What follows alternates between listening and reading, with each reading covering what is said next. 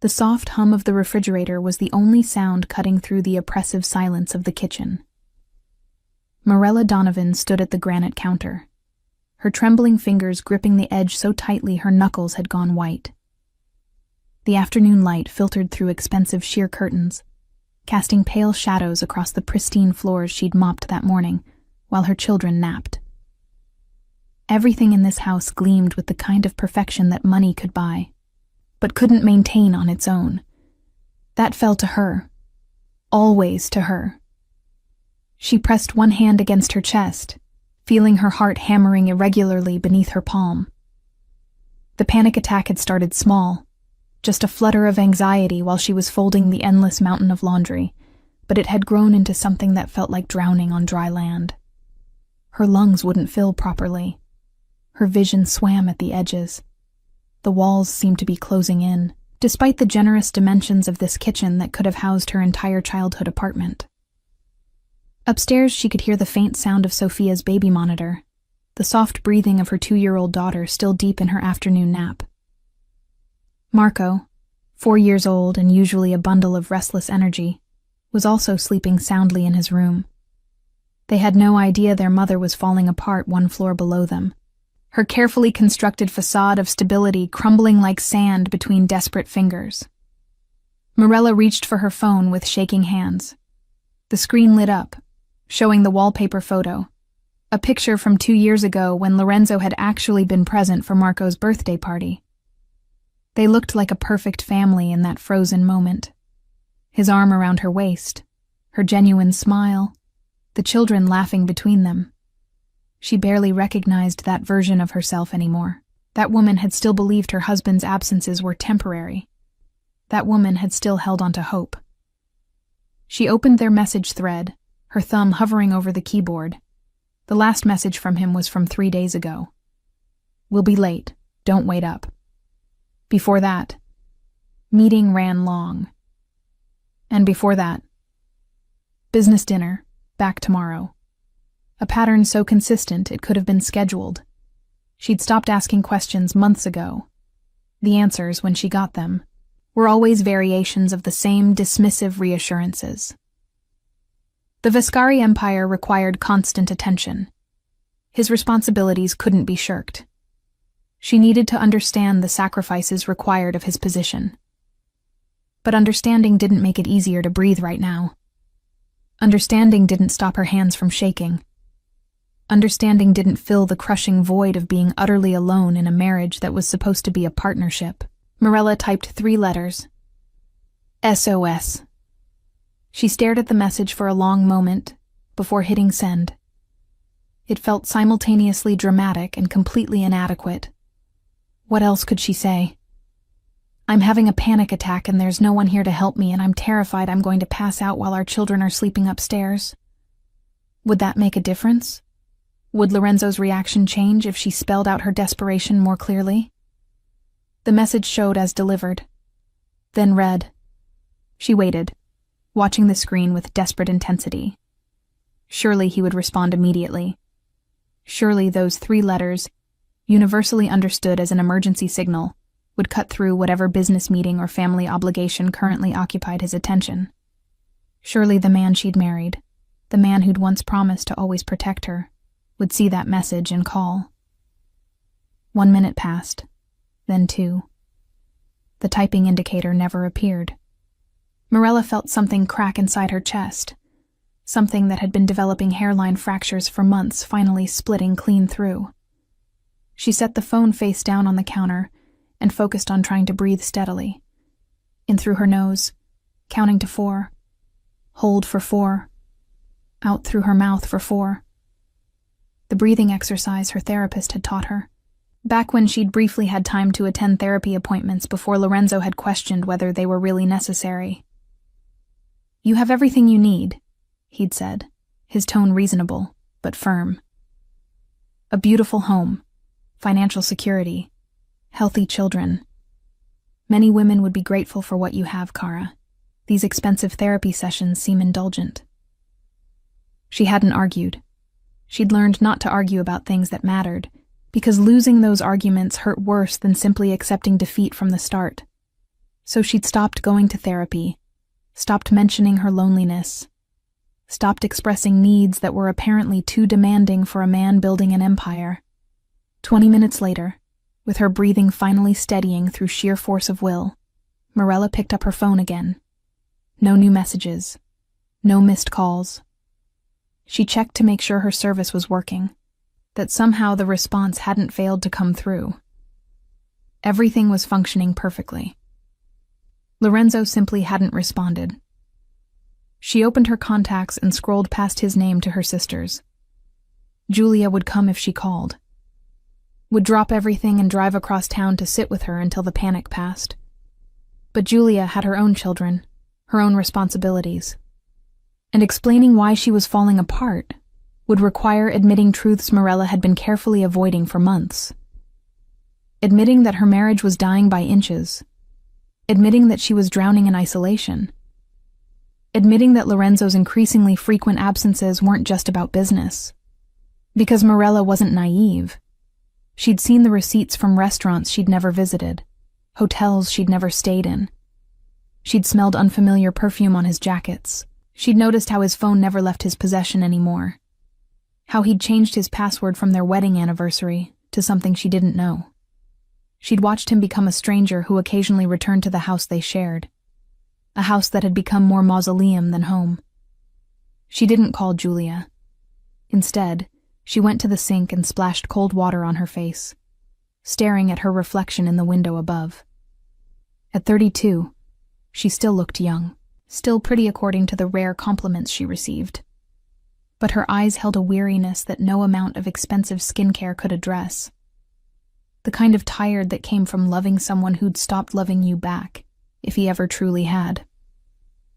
The panic attack gradually subsided, leaving her hollowed out and shaky. She made herself a cup of chamomile tea and sat at the kitchen table, cradling the warm mug between her palms. Outside, she could see the manicured garden, the pool that the children would enjoy in summer, the stone pathway leading to the guest house where Lorenzo's security team rotated shifts. All the trappings of wealth and status, all the markers of a successful life. All completely meaningless when she was disappearing inch by inch, and the one person who was supposed to notice didn't even bother to respond to a distress signal. Her phone buzzed. Hope leaped painfully in her chest before she could suppress it. But it wasn't Lorenzo. It was a notification from the bank about a large transaction. She opened it with a sinking feeling, already knowing what she'd find. $50,000 had been transferred from their joint account to an account she didn't recognize. The third such transfer this month. She'd stopped questioning these transactions after Lorenzo had made it clear that his financial dealings were none of her concern. "You handle the household, I handle the business," he'd said, his voice carrying that edge of impatience he always developed when she questioned anything. "This is how it's always been in my family. The women take care of the home. The men take care of everything else."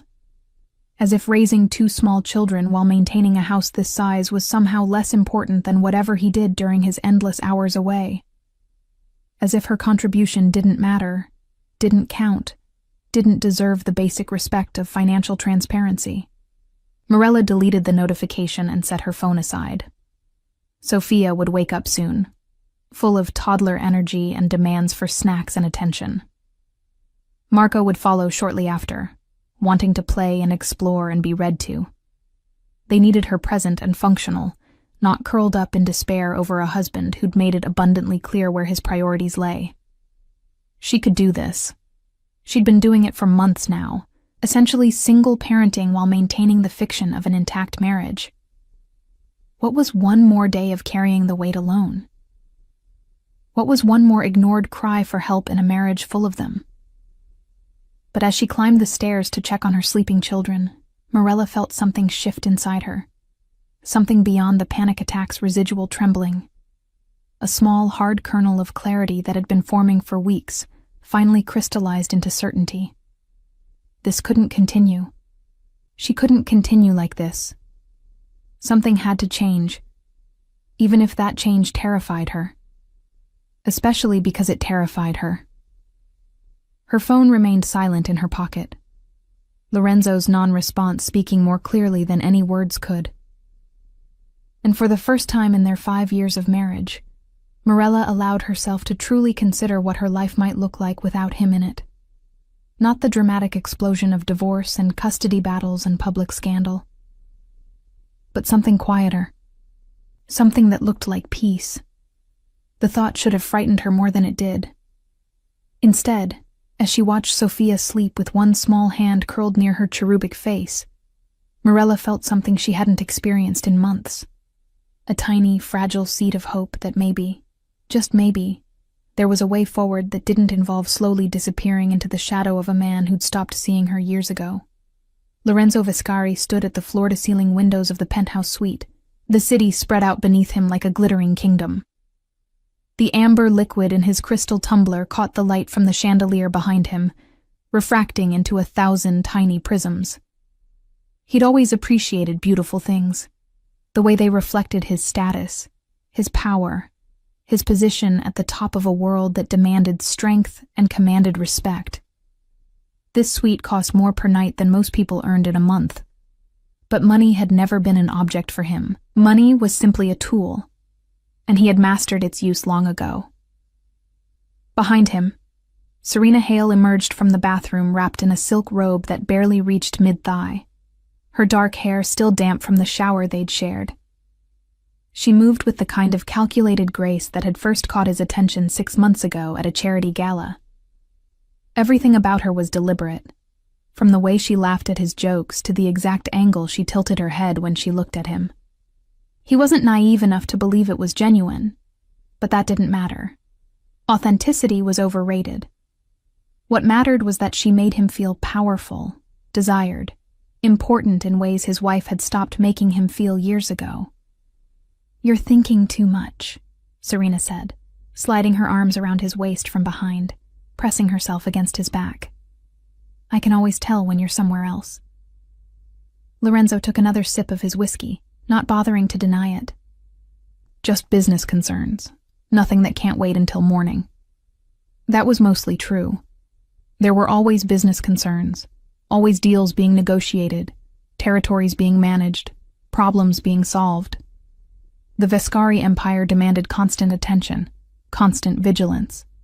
His father had built it from nothing, had taught Lorenzo from childhood that weakness was death, that sentiment was a luxury they couldn't afford, that family legacy was worth any sacrifice. And Lorenzo had learned those lessons well. Perhaps too well, according to his mother during one of their increasingly rare conversations. "You're becoming him," she'd said 6 months ago, her weathered hands gripping his with surprising strength. "Your father, cold, distant, so focused on the empire that you forget what the empire is supposed to protect. Don't make his mistakes, Lorenzo. Don't lose your family while trying to build a dynasty." He'd dismissed her concerns then, had assured her that everything was fine, that Morella understood the demands of his position, that his children would appreciate the security and opportunities he was providing them. Now, standing in this expensive hotel suite with another woman's arms around him, he wondered if his mother had seen something he'd been willfully ignoring. His phone sat on the marble bar counter, face up and silent. He'd felt it vibrate earlier during dinner, had glanced at it briefly, had seen Morella's name and those 3 letters, SOS. His first instinct had been to call her immediately, concern spiking through his chest. But then Serena had leaned close, had whispered something provocative in his ear, and he'd made a calculation. Morella sent those kinds of messages sometimes when she was feeling neglected, dramatic little pleas for attention that never amounted to actual emergencies. Probably another complaint about being lonely, another request for him to come home early, another attempt to make him feel guilty for working hard to provide for his family. He'd deal with it later, he'd decided. After dinner, after a few drinks, after he'd enjoyed this evening that was supposed to help him relax, to decompress from the constant pressure of running an empire that never slept. Morella would understand. She always understood. Eventually. That was what he'd always appreciated about her. her ability to accept the reality of their situation without constant complaint. "Your phone's been lighting up," Serena observed, her tone carefully neutral. She'd learned early in their relationship not to push too hard about his family, not to demand explanations or exclusivity. She played her role perfectly, never asking for more than he was willing to give, always available when he needed distraction, always disappearing discreetly when his real life intruded. It was one of the things he valued about her, that understanding that this arrangement had clear boundaries. "Nothing urgent," Lorenzo said, though he didn't actually know that for certain. He turned in her arms, setting his glass aside to pull her closer. "Where were we before I got distracted?" Serena smiled, that practiced curve of lips that promised pleasure and demanded nothing in return. "I was about to remind you why you like spending time with me." She kissed him, and he let himself sink into it, let himself forget about the message on his phone, the wife at home, the children he barely saw anymore. This was easier, this uncomplicated arrangement where no one expected him to be anything other than successful and generous, where no one looked at him with disappointment in their eyes, where no one made him feel like he was failing simply by being who he was. They moved to the bedroom, and Lorenzo's phone remained on the counter, unread messages accumulating like unpaid debts. He'd check them eventually. Later. When this was over. When he was ready to return to the reality of responsibilities and expectations, and the wife who seemed to look through him rather than at him these days. It was nearly midnight when Serena fell asleep beside him, her breathing deep and even. Lorenzo lay awake, staring at the ceiling, the post-pleasure emptiness settling over him like a familiar coat. This was always the worst part, the moment after the distraction faded, and he was left alone with thoughts he spent most of his time avoiding. Thoughts about how he'd gotten here, how the man who'd once promised to cherish Mirella forever had become the man who couldn't be bothered to respond to her messages. He remembered their wedding day with unexpected clarity. She'd been so beautiful, so full of hope and love and trust. She'd looked at him like he was her entire world, like she believed every promise he made at that altar. And he'd meant those promises then. Had genuinely believed he could be the husband she deserved, while still being the man his empire demanded. But somewhere along the way, those two versions of himself had become incompatible. The man Mirella needed required time, attention, emotional availability, things that felt increasingly impossible to provide when there were always fires to put out, always deals to close, always threats to neutralize. And instead of fighting to bridge that gap, he'd simply let it widen. Had told himself it was necessary, temporary, that she'd understand, because she loved him. Now, lying in expensive sheets that smelled of unfamiliar perfume and betrayal, Lorenzo wondered when understanding had transformed into resignation. When Mirella's patience had curdled into something that looked disturbingly like indifference. He'd noticed it in small ways over recent months, the way she no longer waited up for him, no longer asked about his day, no longer tried to initiate intimacy or conversation. She'd stopped trying, stopped fighting, stopped seeming to care whether he came home at all. He should have been relieved. Instead, he felt a gnawing unease that he couldn't quite name, a sense that something irretrievable was slipping through his fingers while he was too busy to notice or care. His phone buzzed again from the other room. Lorenzo considered ignoring it, letting tomorrow's problems remain tomorrow's.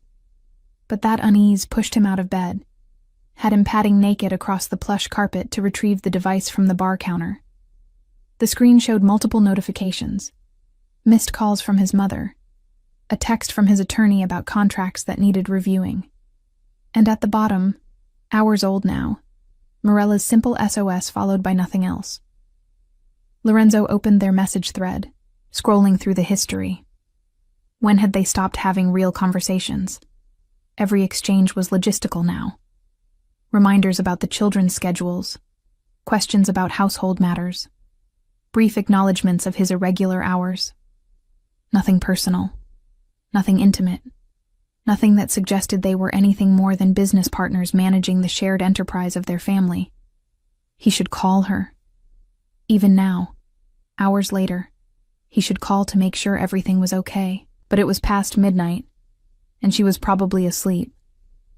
And calling now would just confirm that he'd ignored her message for hours while doing exactly what she'd probably suspected he was doing. Tomorrow, he'd deal with it tomorrow. He'd go home early, take her to dinner, remind her why they'd fallen in love in the first place. He'd fix whatever needed fixing. Lorenzo set the phone down and returned to bed, but sleep eluded him. Beside him, Serena stirred, reaching out blindly for him in her sleep. Her hand found his arm, curled around it with possessive comfort, and Lorenzo felt nothing. No affection, no connection, just the hollow satisfaction of a transaction completed. She wanted his money, his status, the lifestyle he could provide. He wanted distraction, validation, the illusion that he was still desirable rather than just successful. It was a fair exchange, he supposed, honest in its dishonesty. Unlike his marriage, which had become an elaborate fiction they both perpetuated for the children's sake, or maybe just for appearances. Because what would people say if Lorenzo Viscari's marriage fell apart?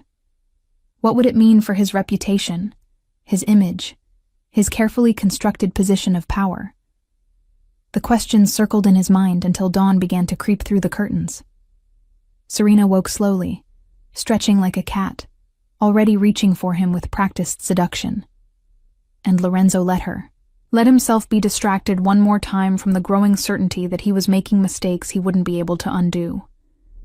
That somewhere along the way, he'd chosen the wrong priorities, had sacrificed the wrong things, had lost something he'd never be able to recover. But not yet. He didn't have to face that reality yet, not this morning. Not while Serena was smiling at him, not while there were meetings to attend and deals to close, and 1,000 other things that seemed more urgent than going home to a wife who'd stopped expecting him to show up anyway. His phone remained silent on the nightstand. Morella didn't send any follow-up messages, didn't call to explain the SOS, didn't reach out again. And Lorenzo told himself that meant everything was fine. That she'd resolved whatever minor crisis had prompted the message, that there was no reason to feel this growing dread in the pit of his stomach, this sense that he was standing at the edge of a cliff he couldn't see yet. He'd go home eventually. Later. After this meeting. After that call. After one more night of pretending that his life wasn't slowly imploding while he was too busy to notice. But not yet. Morella sat cross-legged on the floor of Sophia's bedroom, surrounded by picture books and building blocks. Her daughter was constructing an elaborate tower that defied basic physics, her little tongue poking out in concentration. In the doorway, Marco was showing her his latest crayon drawing, a chaotic swirl of colors he insisted was a dragon protecting a castle. Their voices filled the room with innocent chatter, demands for attention and approval, the uncomplicated needs of children who still believe their mother could fix anything. If only they knew how close she'd come to breaking completely yesterday. How she'd stood in that kitchen, drowning in panic while they slept peacefully upstairs. How she'd sent that desperate message to their father and received nothing but silence in return. 24 hours had passed since she'd typed those 3 letters. 24 hours of waiting for a response that never came, for a phone call checking on her, for any indication that Lorenzo cared whether she was alive or dead. The silence had been its own kind of answer. "Mama, look." Sophia's tower finally collapsed, blocks scattering across the carpet. Instead of crying, she laughed with pure delight, already gathering pieces to start again. That resilience, that ability to find joy even in failure, made Morella's throat tight with emotion. Her children deserved better than what she was modeling for them, better than a mother slowly disappearing into depression, better than a father who couldn't be bothered to check if his wife was okay, better than a marriage held together by nothing but inertia and fear.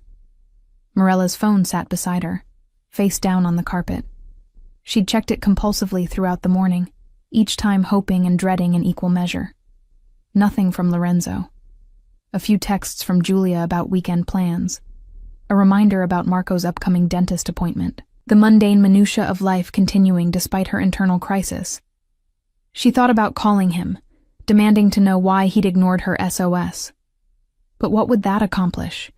He'd have an excuse, another story about urgent business, or dying phone batteries, or simply not seeing the message until it was too late to respond. And she'd accept it, like she always did, because what choice did she have? Starting a fight would change nothing. Lorenzo would promise to do better, to be more present, to remember that his family needed him. He'd make those promises with complete sincerity, maybe even believing them himself. And then a week would pass, maybe 2, and everything would return to exactly how it was before. This cycle had repeated so many times she'd lost count. The realization, the confrontation, the promises, the temporary improvement, the gradual slide back into neglect. Over and over, like a carousel she couldn't figure out how to exit. Until yesterday, when something inside her had finally broken beyond her ability to repair it. "Mama sad?" Sophia's small voice cut through her spiraling thoughts. Her daughter was standing directly in front of her now, tiny hands reaching out to touch Morella's face with heartbreaking gentleness. Morella forced a smile, pulling Sophia into her lap. "Mama's okay, sweet girl. Just tired." "Daddy make you sad?" Marco asked from the doorway, his voice carrying a perception that children shouldn't have to develop this young. "He's always gone now." The observation landed like a physical blow. So they'd noticed. Of course they'd noticed. Children saw everything, absorbed everything, learned from everything. What was she teaching them about love, about marriage, about how people should treat each other? That it was acceptable to be ignored, to be taken for granted, to slowly disappear while your partner pursued their own interests. "Daddy works very hard," Morella said automatically, the practiced defense she'd been offering for months. "He has a lot of responsibilities." But even as she said it, she heard how hollow it sounded, how it excused behavior that shouldn't be excused, how it taught her children that work was more important than family, that providing money was sufficient when what they really needed was presence. Marco's expression suggested he didn't believe her. At 4 years old, he was already learning to recognize hollow reassurances. The thought made something ache in Morella's chest. She was failing them, not by being a bad mother, but by tolerating a situation that was teaching them terrible lessons about their own worth. After lunch, while the children napped, Morella found herself in the master bedroom for the first time in days. She'd been sleeping in the guest room lately, telling herself it was because Lorenzo came home so late she didn't want to be disturbed. The truth was, she couldn't bear to lie beside him anymore, couldn't pretend that physical proximity meant anything when the emotional distance between them had become an unbridgeable chasm. The bedroom looked like a museum display, perfectly decorated but utterly impersonal. Her things occupied one side, his the other, like roommates rather than spouses. When had that happened? When had they stopped sharing space, stopped intertwining their lives, stopped being a couple in anything but name? Morella opened Lorenzo's nightstand drawer, not sure what she was looking for. She found receipts from restaurants she'd never visited, tickets to shows she'd never attended, dry cleaning slips for suits she'd never seen him wear at home. Evidence of a life he was living without her, parallel to their marriage but never intersecting with it. At the bottom of the drawer, she found a small velvet box. Her heart stuttered painfully. Jewelry, probably. Maybe he'd been planning to apologize for his absence, to smooth over the cracks with an expensive gift as if diamonds could fill the void where his presence should be. She opened the box. Inside was a delicate necklace, white gold with a single sapphire pendant. Beautiful, expensive, completely impersonal. The kind of gift a man bought when his assistant handled his personal shopping. No note, no card, just cold metal and stone that represented everything wrong with their marriage. He could buy her things, could provide material comfort, but couldn't offer the one thing she actually needed, Himself. Morella closed the box and returned it to the drawer. She didn't want jewelry. She wanted a partner. She wanted someone who noticed when she was struggling, who responded when she asked for help, who remembered that love required more than financial support. She wanted the man Lorenzo had been when they first met, when he'd made time for her, when he'd seemed genuinely interested in her thoughts and feelings and dreams. That man no longer existed, if he ever truly had. The man who'd replaced him was a stranger who occasionally visited the house they shared, who paid the bills and expected gratitude for doing the bare minimum, who thought providing material comfort absolved him of providing emotional support. Her phone buzzed. Finally, Lorenzo's name appeared on the screen. Morella stared at it for a long moment before opening the message. "Sorry, busy day yesterday. Everything okay?" 6 words. After 24 hours of silence following her SOS, after ignoring what was clearly a distress signal, he offered 6 casual words that suggested he'd simply forgotten to respond to a routine message. No concern, no urgency, no indication that he understood those 3 letters had meant his wife was in crisis. Morella's fingers hovered over the keyboard. She could explain, could tell him about the panic attack, could express her hurt at being ignored when she needed him most. She could start another fight that would end with empty promises and temporary change before everything reverted to this painful status quo. Or she could stop, could finally accept what had become undeniable. Their marriage was over in every way that mattered. They were already living separate lives. The only question was whether she'd continue pretending otherwise, or whether she'd find the courage to acknowledge reality and move forward. Her response came from someplace deeper than conscious thought, from the part of her that had fractured yesterday and was beginning to reassemble into something different, something harder, something that refused to disappear quietly anymore. "Don't worry about me anymore. Just take care of the children when you see them. I don't have the strength to keep fighting for something you gave up on a long time ago." She hit send before she could second-guess herself. The message showed as delivered, then read almost immediately. She watched the typing indicator appear, disappear, appear again. Lorenzo was clearly struggling to formulate a response, probably shocked that she'd finally stopped accepting his non-answers and hollow reassurances. The typing indicator continued for several minutes. Morella waited, her heart pounding, wondering what he'd say. Would he finally wake up? Finally recognize what he was losing? Would he call, demand to talk in person, fight to save what remained of their marriage? Finally, his response came through. "Morella, what are you saying? Can we talk about this later? I'm in the middle of something important." She laughed, a sound with no humor in it.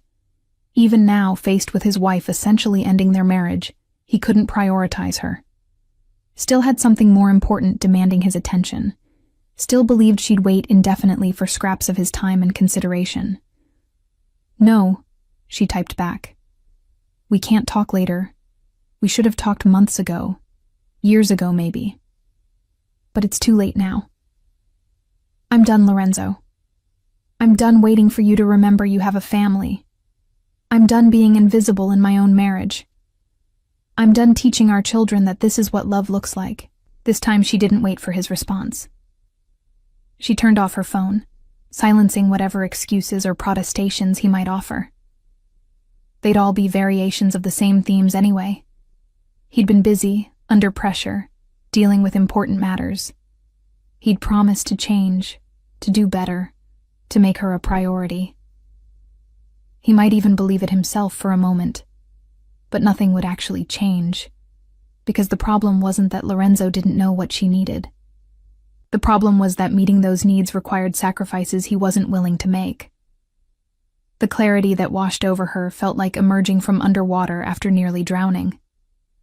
Yes, ending her marriage was terrifying. Yes, single parenthood would be challenging. Yes, there would be financial complications and social judgment and painful conversations ahead. But at least she'd be able to breathe. At least she'd stopped slowly disappearing into the shadow of a man who'd stopped seeing her long ago. Morella pulled her suitcase from the closet and began to pack, her movements mechanical but purposeful. She didn't take much, just essentials for herself and the children. Lorenzo could keep the house, the expensive furniture, all the material possessions that had never made her happy anyway. She just wanted out, wanted space to remember who she'd been before becoming Mrs. Lorenzo Viscari wanted the opportunity to be someone her children could respect, rather than pity. Sofia and Marco would wake soon from their naps. She'd load them in the car, drive to her childhood home where her mother still lived, and figure out the rest from there. One step at a time. One day at a time. Learning to build a life that wasn't defined by someone else's absence. Her wedding ring sat on the dresser, catching afternoon light. Morella looked at it for a long moment, remembering the day Lorenzo had slid it onto her finger, promising forever. She'd believed him then, had built her entire future around that belief. Now she understood that forever meant different things to different people. For her, it had meant commitment, partnership, choosing each other every day. For Lorenzo, it had apparently meant providing financial security while his actual life happened elsewhere. She left the ring where it lay, a small circle of gold that represented promises neither of them had been able to keep, and walked out of the bedroom without looking back, ready to finally stop disappearing and start becoming visible again, even if that meant doing it alone. Lorenzo stared at his phone screen, reading Morella's messages for the 5th time. The words hadn't changed, but their meaning seemed to shift with each reading, becoming more real, more final, more devastating. She was done. After 5 years of marriage, after 2 children, after building a life together, his wife was simply done. And somehow, he'd missed every warning sign that had led to this moment. His office felt suffocating despite its generous dimensions.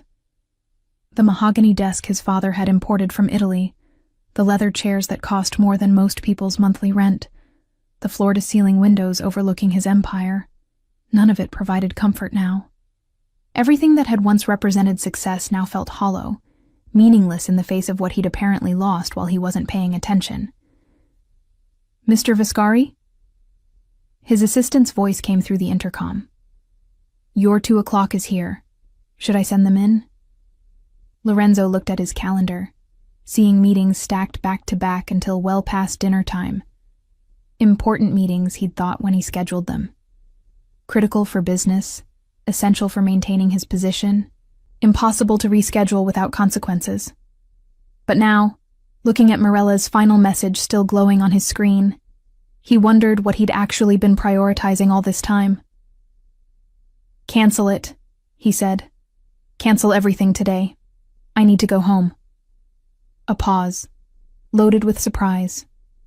He never canceled meetings, never put personal matters before business obligations.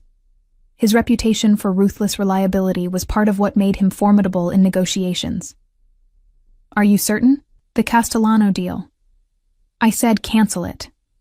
His voice came out harsher than intended. "Reschedule for next week. Make apologies. I don't care what you have to do."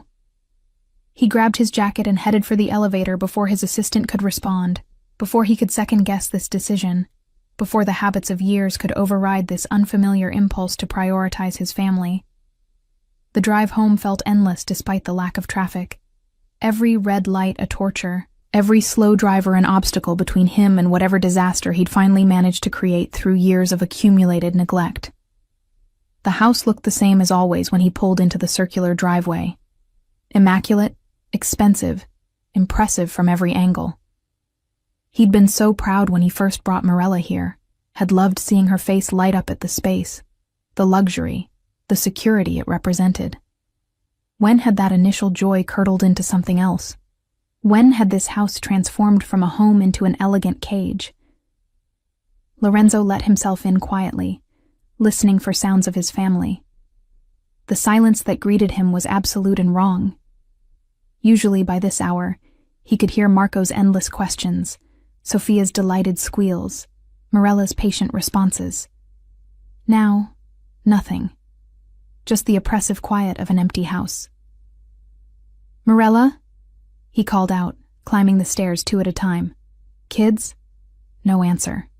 He checked their bedroom first, finding it exactly as he'd left it that morning, bed made with military precision, everything in its place. The children's rooms were similarly empty, though Sophia's building blocks were scattered across her carpet, abandoned mid-construction. Marco's dragon drawing lay on his desk, colors still vibrant. Lorenzo's phone buzzed. A text from his mother. "Why is Morella at my house with the children? What did you do?" Relief and dread warred in his chest. At least she hadn't disappeared completely, hadn't taken the children somewhere he couldn't find them. But the fact that she'd gone to his mother, that she'd left without even a note, suggested this wasn't a temporary cooling-off period. This was serious. This was possibly irreversible. He called his mother immediately. She answered on the first ring, her voice sharp with concern and barely suppressed anger. "Lorenzo, finally. What have you done to that poor girl?" "I don't know," he admitted, the truth tasting bitter. I know I've been working a lot, been absent, but I thought she understood. I thought we were okay." His mother's laugh was sharp and humorless. "Understood? Lorenzo, your wife has been drowning for months while you were too busy building your empire to notice. Did you know she sent you an SOS yesterday? Did you even bother to respond?" The accusation hit like a physical blow. "She told you about that?" "She didn't have to tell me anything. I have eyes. I've watched her disappearing inch by inch every time I visit. I've watched my grandchildren learn that their father is just a ghost who occasionally appears to remind them he exists. I warned you this would happen. Your father made the same mistakes, and I won't watch you repeat them." Lorenzo sank onto the stairs, his legs suddenly unable to support him. "I need to talk to her. I need to explain." "Explain what?" "How you were too busy to respond when she needed help. How you've been spending your time with that woman." "Yes, Lorenzo, I know about Serena. The whole family knows. The question is whether your wife knows, and whether that's the final straw that broke her." Shame burned through him, hot and horrible.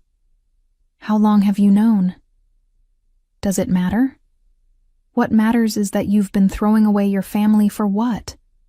A woman who's clearly only interested in your money? A business empire that will mean nothing if you have no one to share it with? You're more like your father than I feared, and that's not a compliment. Let me talk to Morella, please." A long pause, filled with his mother's disapproving silence. Finally, "She doesn't want to see you. She's barely holding herself together, Lorenzo. Those children keep asking where their father is. Why Mama's crying when they're going home. What am I supposed to tell them?" "Tell them I'm coming. Tell them I'll fix this." "Some things can't be fixed with money or promises, my son. Some things, once broken, stay broken. Maybe it's time you learned that lesson before you lose everything that actually matters." She hung up before he could respond. Lorenzo sat on the stairs of his empty house, surrounded by expensive things that suddenly felt worthless, and tried to remember when he'd stopped being the kind of man his wife could depend on. The kind of father his children deserved. The kind of husband he'd promised to be. His phone showed a text notification from Serena. "Tonight?" She'd added a suggestive emoji, clearly expecting their usual arrangement to continue without interruption. Lorenzo looked at the message and felt nothing but revulsion. What had he been thinking? What possible justification could exist for risking his family, his marriage, his children's happiness for someone who wouldn't look twice at him if he lost his money tomorrow? Serena had never been anything more than a transaction, an ego boost purchased at the cost of everything real in his life. He typed a response. "We're done. Don't contact me again." Before she could reply, he blocked her number. It wouldn't fix what he'd broken, wouldn't erase months of betrayal, but it was a start. a small first step toward becoming someone who deserved a second chance, if second chances were even still possible. The house felt like a mausoleum as Lorenzo wandered through it, seeing it through new eyes. Morella's touches were everywhere, the careful decorating choices that had turned this showcase into something resembling a home. Photos of the children at various ages, artwork they'd created proudly displayed, small personal items that reflected her taste and personality. She'd built a life here, had tried to create warmth in these cold, expensive rooms. And he'd been too busy, too distracted, too absent to appreciate any of it. In the kitchen, he found a grocery list in her handwriting. Simple things: milk, bread, fruit for the children, pasta for easy dinners. The mundane evidence of her life managing household details while he was off doing what he'd convinced himself were more important things. When had he started believing that making money mattered more than being present? When had he adopted his father's ruthless prioritization of business over everything else? His mother's words echoed in his mind. Your father made the same mistakes. Lorenzo had spent his childhood watching his parents' marriage slowly die, watching his mother become a beautifully dressed ghost in her own home, watching his father justify endless absences with speeches about legacy and responsibility and sacrifice. He'd sworn he'd be different, that when he had a family, they'd come first, that he wouldn't repeat his father's mistakes. And yet, here he was, having replicated those exact patterns without even noticing. Too proud to admit he was becoming the man he'd once pitied. Too stubborn to change course, even when the destination became obviously destructive. Too convinced of his own importance to recognize that his family was building a life that didn't include him anymore because he'd made it clear he didn't want to be included. Lorenzo pulled out his phone and called his attorney. I need you to do something for me. Transfer half of everything I own into an account under Morella's name. Sole access, no strings attached, and draw up documents giving her full custody of the children. Whatever she decides about our marriage, I want her to know she's financially secure, and the kids are protected. Lorenzo, I'd strongly advise against making such significant decisions in an emotional state. Perhaps we should meet next week to discuss. Do it today. I'll sign whatever needs signing. She deserves security regardless of what happens between us. After arranging the financial matters, Lorenzo drove to his mother's house, his heart hammering against his ribs with every mile. What would he say to Morella? How could he possibly explain years of neglect, months of affair, a marriage he'd let die through indifference? Sorry seemed laughably inadequate. Promises to change felt hollow after so many broken ones. But he had to try. Had to at least let her know that he finally understood what he'd done, what he'd lost, what he'd sacrificed for an empire that meant nothing without her in it. His mother's house was modest compared to his own, warm and lived in ways his showcase had never achieved. He could hear children's voices from the backyard as he approached the front door. His mother met him there, her expression stern, but not entirely without sympathy. She doesn't want to see you, his mother said before he could speak.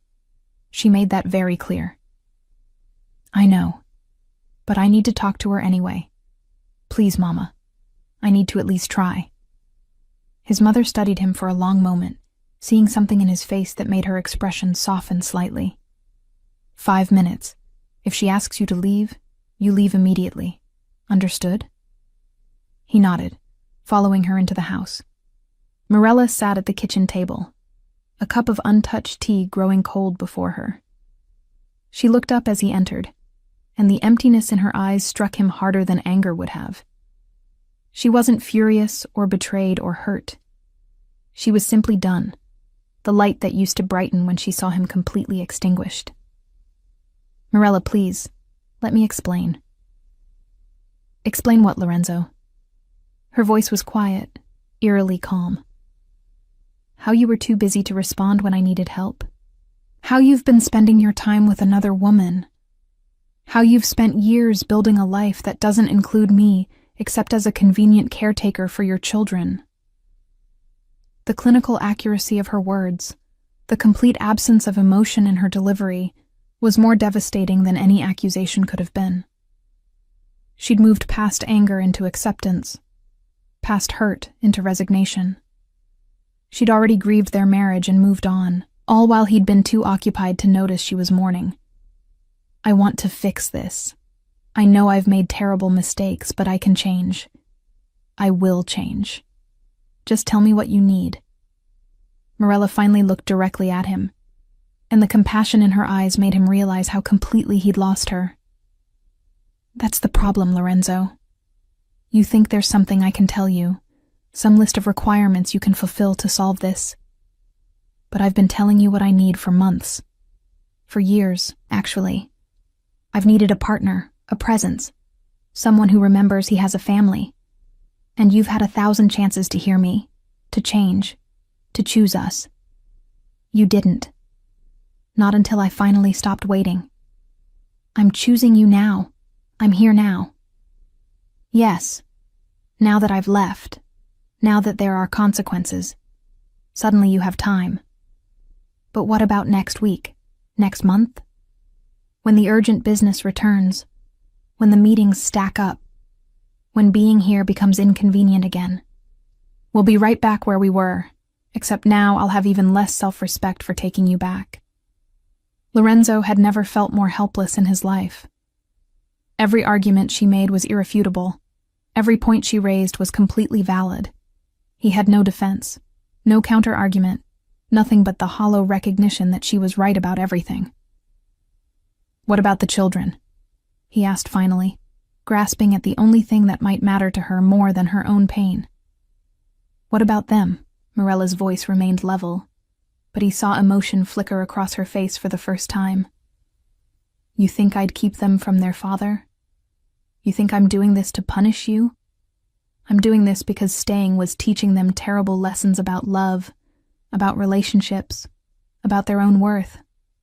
They were learning that it's acceptable to be ignored, to be an afterthought, to settle for scraps of attention from someone who's supposed to cherish you. I won't model that anymore. She stood, moving toward the door, clearly done with this conversation. You can see them whenever you want, Lorenzo. I won't be petty about custody or visitation. But as for us, as for our marriage, that ended a long time ago. Yesterday just made it official when you couldn't even be bothered to check if I was okay after I literally sent you a distress signal. That told me everything I needed to know about where I rank in your priorities. You're wrong. You're my highest priority. You and the children. Morella smiled sadly. No, we're not. And maybe we never were. Maybe I was just naive enough to believe we could compete with your empire, your reputation, your desperate need to prove you're better than your father by becoming exactly like him. But I'm done competing for attention from someone who's already chosen what matters most. I hope it keeps you warm at night, Lorenzo. I really do. Because it's all you're going to have left. She walked out, leaving him standing in his mother's kitchen, finally understanding what he'd lost, and exactly how he'd lost it. And the worst part, the absolute worst part, was knowing she was right. About all of it. He'd had countless chances to change, to do better, to remember what actually mattered. And he'd squandered every single one, convinced that tomorrow would be soon enough, that she'd understand one more day, that his family would always be there waiting when he finally got around to prioritizing them. Now tomorrow had arrived, and his family was building a life without him in it. And he had no one to blame but himself. 3 months had passed since Morella left, though to Lorenzo it felt simultaneously like yesterday and a lifetime ago. He'd become intimately familiar with the peculiar torture of watching your family exist without you, of being relegated from central figure to occasional visitor in your children's lives. Every Wednesday and every other weekend, he had Marco and Sophia, and those hours had become both the highlight and the deepest agony of his existence. Today was Wednesday. Lorenzo had left work at 3, a shock to his staff who were still adjusting to his new schedule.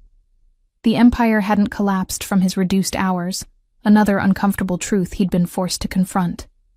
All those years of insisting his constant presence was essential had been largely self-aggrandizement. His managers were perfectly capable of handling daily operations. His presence had been important, but not indispensable, a reality that undermined years of justifications for his absence from home. He pulled up to his mother's house where Morella was now living. The modest single story that had somehow become more of a home than his mansion had ever been. The front yard showed evidence of his children's presence. Chalk drawings on the driveway, a small bike with training wheels leaning against the porch. Sophia's beloved stuffed rabbit abandoned on the front steps. Normal, everyday evidence of childhood that he'd barely noticed when they lived with him. Before he could knock, the door flew open and Marco launched himself forward. "Daddy!" The force of his son's greeting nearly knocked Lorenzo backward. He caught Marco, lifting him easily despite the boy's growth over recent months. Sophia appeared in the doorway a moment later, more reserved but no less excited. At 2, she didn't fully understand why Daddy no longer lived with them, but she'd learned to treasure these Wednesday visits. "Hey, buddy. Hey, sweetheart." Lorenzo's voice caught as Sophia wrapped her small arms around his leg. These greetings never got easier, the joy always tinged with the aching awareness of how much he'd risked losing completely. Morella appeared behind the children, and Lorenzo's breath caught as it did every time he saw her now. She looked different, he'd noticed over these months. Healthier somehow, despite the obvious challenges of single parenting. The perpetual exhaustion that had shadowed her eyes during their marriage had faded. She moved with a lightness she hadn't possessed in years. And while that should have made him happy, should have proven she was thriving without the weight of their broken marriage, it actually hurt worse than anything else. She was better off without him. Demonstrably, visibly better off. "They've been ready for an hour," Morella said with a small smile that was polite but distant. "Marco wanted to wear his special shirt you got him." Sophia picked out her favorite dress. They look perfect. Lorenzo drank in the sight of his children in their carefully chosen outfits, evidence of how much these visits meant to them. "I thought we'd go to the park, maybe get ice cream after." "Sounds good. I'll have them back by 7? It was phrased as a question, but they both knew it was a schedule. Clear boundaries, explicit expectations. Nothing left to interpretation or hope. Everything that had been absent from their marriage now rigidly present in their separation. "Actually," Lorenzo said, the words coming out before he'd fully planned them, "I was wondering if we could talk. Later, after I bring them back. Just for a few minutes." Something flickered in Morella's expression, wariness and resignation.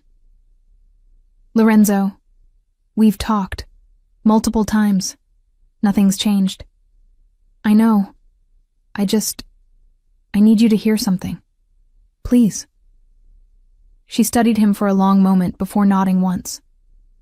"After they're in bed. 30 minutes. That's all I can give you." It was more than he deserved, and they both knew it. "Thank you." The afternoon with Marco and Sophia was bittersweet perfection. They played at the park, Marco demonstrating how high he could climb on the jungle gym, while Sophia demanded endless pushes on the swings. Lorenzo forced himself to be completely present, phone turned off, no thoughts of business or obligations. Just these few precious hours with his children, making memories to sustain him through the days when he wouldn't see them. Over ice cream, Marco asked the question that had been coming for weeks. "Daddy, when are you coming home?" Lorenzo's throat constricted. How did you explain adult failings to a 4-year-old? How did you admit that you destroyed your family through selfishness and neglect without destroying your child's sense of security? "Buddy, remember what Mama explained? Daddy has his house and Mama has her house with Grandma. But we both love you and Sophia very much. But I want us all together." Marco's lower lip trembled. "Like Tommy's family, they all live in the same house." "I know, sweetheart, I know." Lorenzo pulled his son close, feeling the weight of his failures in the small body pressed against his chest. Sometimes grown-ups make mistakes that mean things have to change. But what never changes is how much we love you. It was an inadequate answer, and Marco's expression showed he knew it. But what else could Lorenzo say? That he'd prioritized everything wrong and destroyed his family in the process? That by the time he'd realized what he was losing, it was already gone? That his son's unhappiness was entirely his father's fault? Sophia, less burdened by understanding, simply enjoyed her ice cream and chattered about her new friend at the daycare Morella had enrolled her in.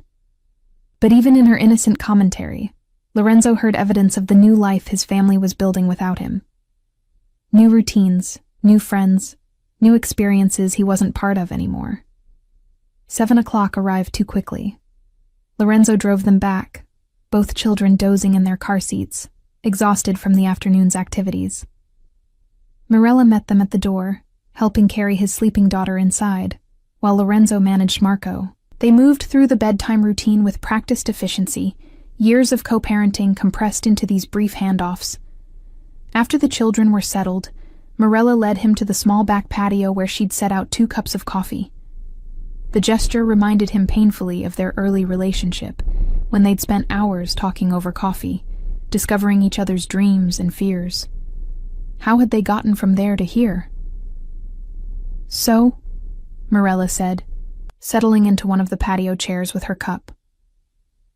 "What did you want to talk about?"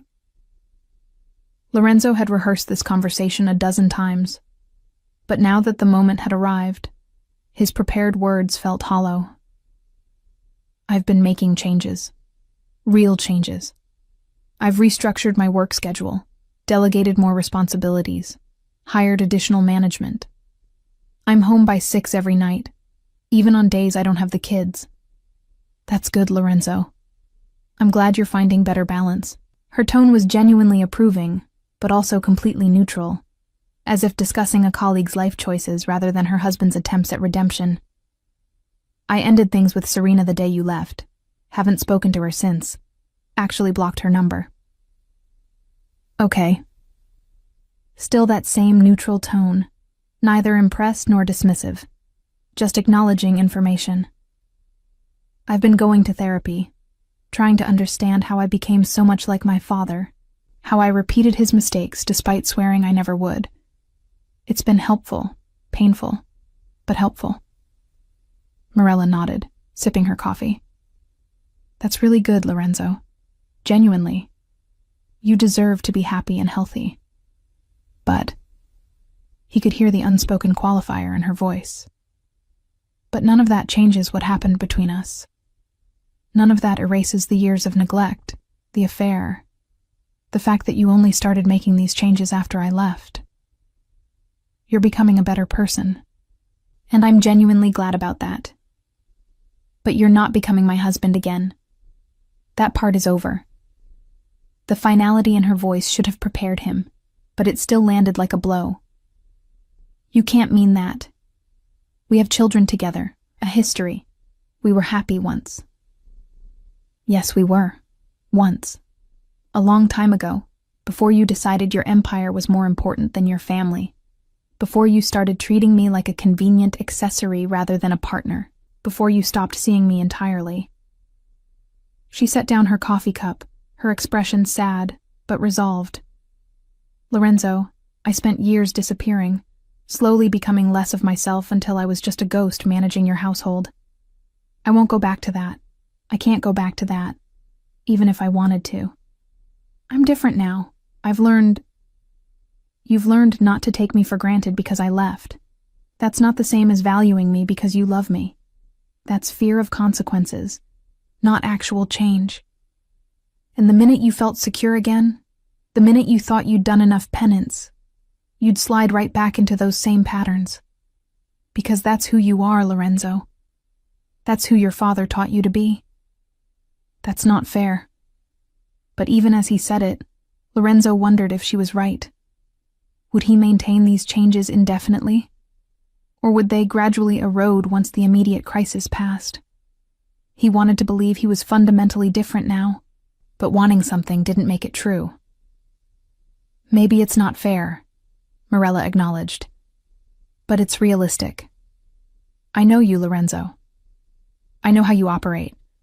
You're good in a crisis, excellent at solving immediate problems. But the day-to-day work of maintaining a relationship, the constant small choices to prioritize your partner, the emotional availability required for real intimacy, those aren't your strengths. And I'm not willing to spend the rest of my life hoping you'll change in fundamental ways you've shown no capacity for changing. So that's it? You've just decided our marriage is over, and nothing I do matters? It's not that nothing you do matters. What you're doing is important and valuable, just not sufficient to rebuild what we had. You're becoming a better father, and that matters enormously for Marco and Sofia. You're becoming a healthier person, and that matters for you, but us? The marriage? That required work we should have been doing years ago, and I don't have the energy or desire to start now. I'm tired, Lorenzo. I'm tired of fighting for a relationship alone. I'm tired of being disappointed. I'm tired of feeling like I'm never enough to make you choose me. I'm just tired. The exhaustion in her voice was more devastating than anger would have been. She wasn't fighting him anymore, wasn't engaging emotionally. She'd simply moved on, had grieved their relationship and accepted its ending, was building a new life in which he played a supporting role at best. I love you, Lorenzo said, the words desperate and true. I still love you, Morella. I know I haven't shown it, haven't earned the right to say it. But it's true. She smiled sadly. I know you do. In your way, with the capacity you have, you love me. But Lorenzo, your love was never enough when it came with so many conditions and caveats. When it was always secondary to everything else in your life. I needed to be chosen, to be prioritized, to be seen. And you couldn't give me that. Maybe didn't know how to give me that. Either way, the result is the same. So what now? We just exist in separate orbits, co-parenting cordially until the kids are grown. Yes, that's exactly what we do. We build a respectful relationship as parents because our children deserve that. But the marriage, the romance, the idea of us as a couple, that part is over. And honestly, Lorenzo, I think it's been over for a long time. We were both just too scared, or stubborn, or inertial to admit it. Lorenzo wanted to argue, to insist that they could rebuild what they'd lost. But looking at Morella now, at the peace in her expression despite the sadness, at the quiet strength she'd regained since leaving him, he recognized the truth in her words. She was better without him. Happier, healthier, more herself than she'd been in years. And his love, if it was truly love, had to include wanting what was best for her, even when that meant accepting she was better off without him. I'm sorry, he said finally, for all of it.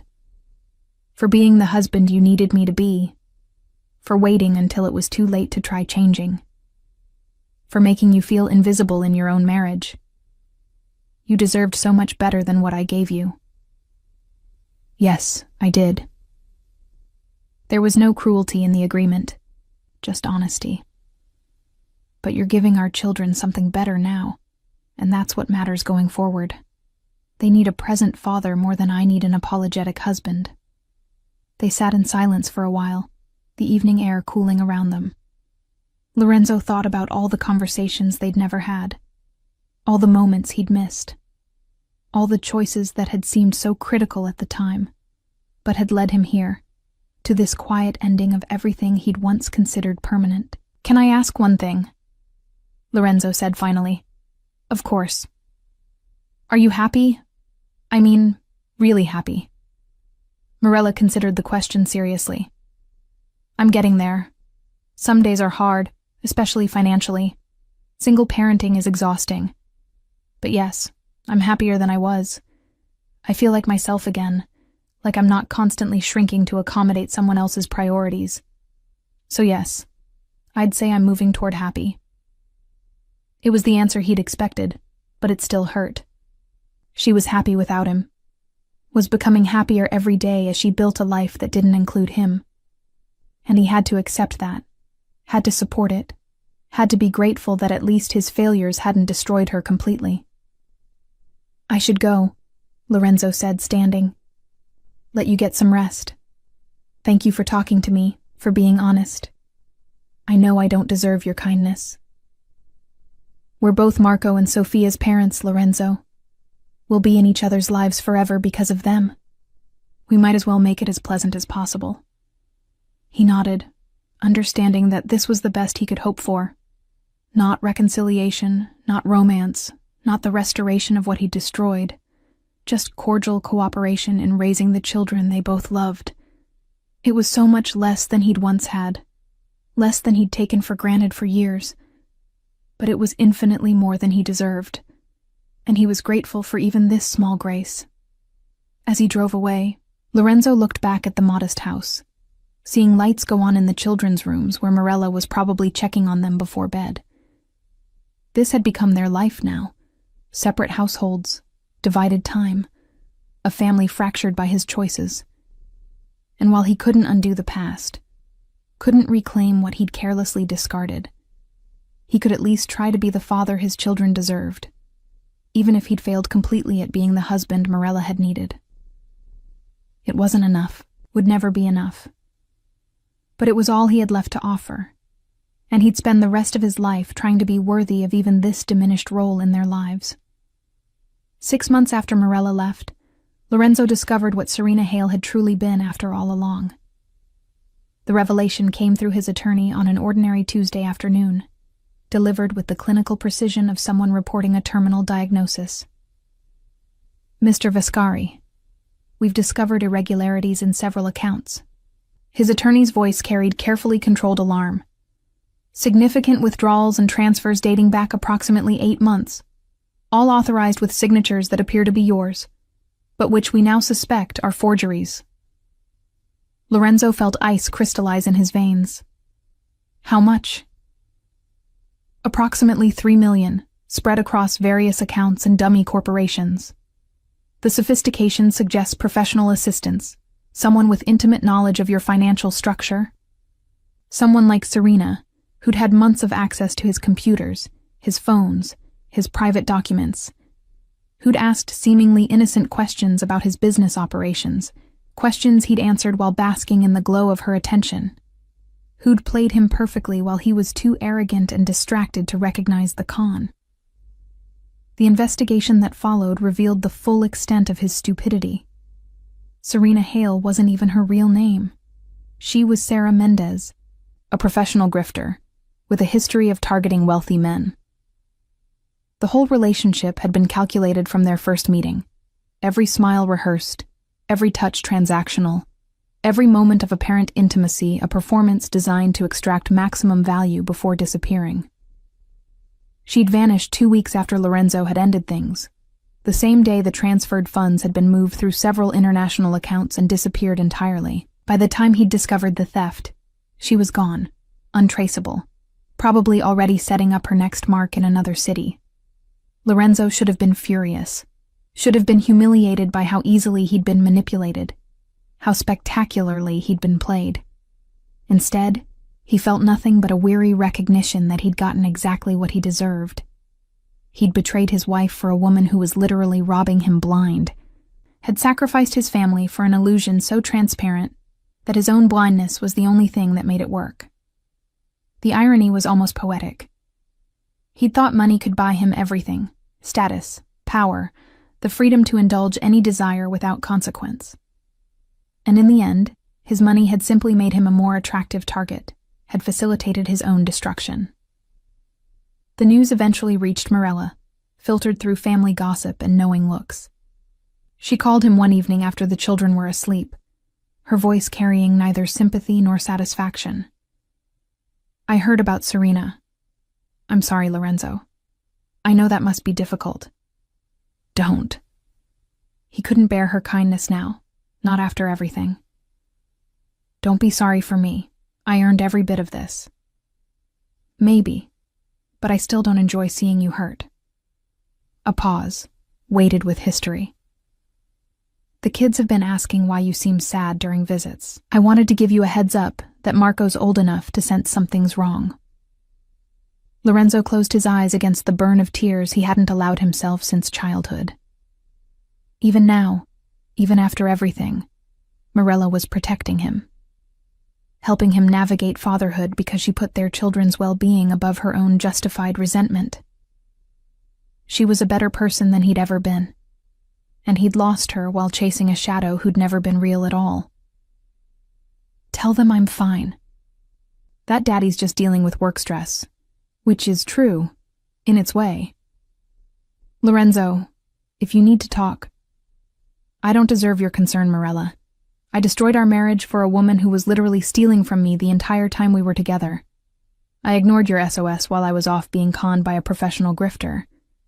I have no right to your sympathy or your time beyond what's necessary for the children. You're still their father. That still matters. Does it? Because I'm beginning to think I've failed at everything that actually matters. Marriage, fidelity, basic awareness of reality. At least I haven't managed to completely screw up being their father, though it's still early days. He heard her sigh, that familiar sound of exasperation and compassion that had once been such a constant in his life. You're not a complete failure, Lorenzo. You're just a man who made terrible choices and is now facing the consequences. Join the rest of humanity. The consequences of my choices destroyed our family. No, they destroyed our marriage. Our family still exists. It's just different now. The kids are adapting, I'm adapting, and eventually you'll adapt too. This isn't the ending you wanted, but it doesn't have to be a complete disaster either. After they hung up, Lorenzo poured himself a drink and stood at the windows of his penthouse, looking out over the city he'd once felt he conquered. The empire his father had built, that he'd expanded, that had demanded so much sacrifice. It all felt meaningless now. A glittering cage he'd built for himself, while convincing himself it was freedom. His phone showed recent photos from Marco and Sophia's visit last weekend. Marco grinning with ice cream on his face. Sophia asleep on his lap during a movie. Evidence that he was managing to be present for them now, managing to be the father they deserved, even if he'd failed spectacularly at being the husband Morella had needed. It should have felt like victory, this evidence that he was changing, growing, becoming better. Instead, it felt hollow. Because the only person he wanted to share these moments with, the only person whose approval would have meant anything, had moved on completely. Was building a life that didn't include him, except in carefully controlled increments. Lorenzo saw her occasionally beyond the custody handoffs. At school events, birthday parties, family gatherings his mother insisted on hosting despite the obvious discomfort. Morella was always gracious, always cordial, treating him with the polite distance one might extend to a pleasant acquaintance. No anger, no resentment, but also no warmth, no lingering connection, no suggestion that they'd once known each other intimately. She'd truly moved on, had grieved their marriage, accepted its ending, and stepped into a new life with apparent ease.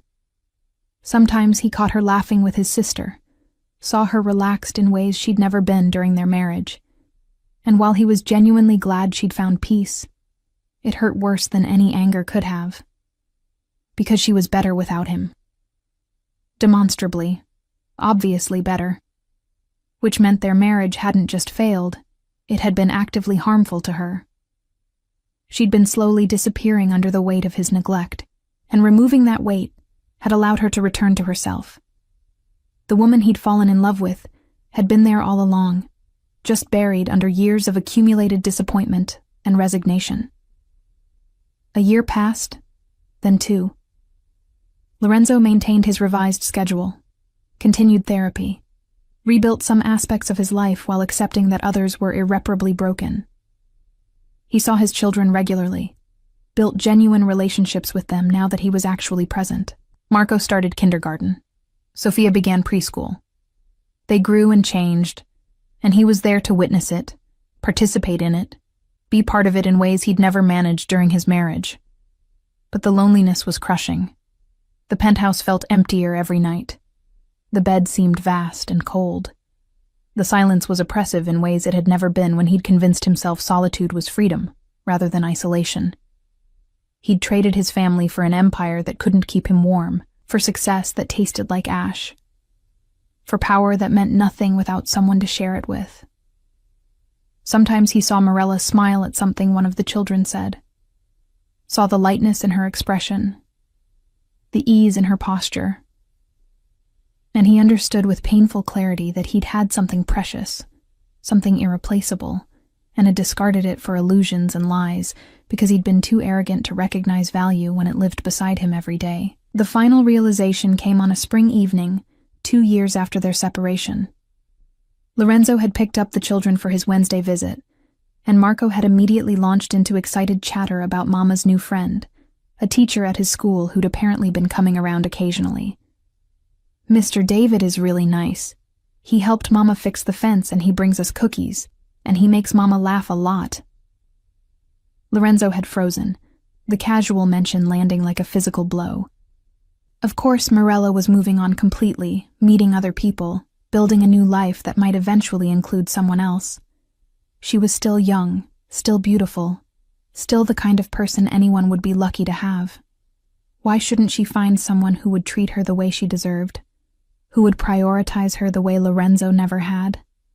The jealousy was irrational and completely inappropriate. He had no claim on her anymore, no right to feel anything but happiness, that she might find joy again. But knowing something intellectually and feeling it emotionally were entirely different things, and Lorenzo spent that entire visit with his children in a fog of misery he couldn't quite shake. When he dropped them off that evening, Morella immediately noticed something was wrong. "Lorenzo, are you okay?" "Marco mentioned Mr. David," he said, the words escaping before he could stop them. "I'm glad that you're finding happiness. You deserve it." Something complicated crossed her face. "David is a friend. The kids have gotten ahead of themselves. But yes, I'm dating occasionally. Not seriously, but I'm open to possibilities now." She studied him carefully. "Does that bother you?" "I have no right for it to bother me. You've moved on, as you should. I hope whoever eventually earns your trust treats you the way I didn't, the way you always deserved." Morella's expression softened with something that looked like pity, which was somehow worse than anger would have been. "Lorenzo, you need to move forward too. Not necessarily dating, but letting go of what we were. Accepting that this is our reality now. We're co-parents, and we're doing a good job of it. But the marriage, the romance, the idea of us together, that needs to stay in the past for both our sakes." She was right, of course. She was always right these days, had a clarity about their situation that he still struggled to accept. He needed to let go, to stop waiting for some impossible reconciliation, to accept that his choices had closed certain doors permanently. But understanding what he should do and actually doing it proved to be different things entirely. Because Lorenzo had finally learned the lesson his mother had tried to teach him years ago, that empires crumble, that money disappears, that power fades. But family, real family built on love and respect and presence, that was the only thing that truly lasted.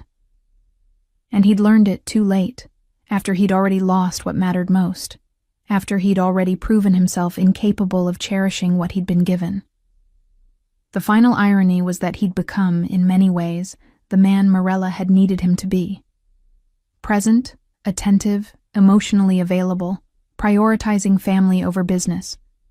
But he'd become that man only after losing his family, only in the aftermath of catastrophic failure. The change was real, but it didn't matter anymore. He was a better person now, but he was a better person alone, watching his former wife build a new life while he existed in the margins of his children's world, forever the visiting father, rather than the present husband he should have been all along. And he had no one to blame but himself. No one to resent but the man he'd been, the choices he'd made, the priorities he'd established. He'd gotten everything he'd thought he wanted: success, power, freedom from domestic obligations, and it had cost him everything that actually mattered. It was, Lorenzo reflected in his quiet moments, exactly what he deserved. Not justice, perhaps, but consequences. And he would spend the rest of his life living with those consequences, watching his family thrive without him, being grateful for the small role he'd managed to salvage, while mourning the life he'd carelessly destroyed. Some mistakes couldn't be fixed, some damage couldn't be repaired, some losses were permanent, and all the money in the world, all the power and status and empire, couldn't buy back a single moment of what he'd thrown away. That was his punishment, and it was appropriate. To finally understand the value of what he'd lost, but only after it was irretrievably gone. To become the man he should have been, but too late for it to matter. To love his wife completely, finally, with the depth she'd always deserved, but only after she'd stopped being his wife at all. It was a hollow victory indeed, this self-awareness that came with perfect hindsight and no remaining opportunity for redemption. And Lorenzo would carry that hollowness for the rest of his life, a constant reminder of what love looked like when it was given too late to the wrong priorities by someone who finally understood their value only after they'd disappeared entirely.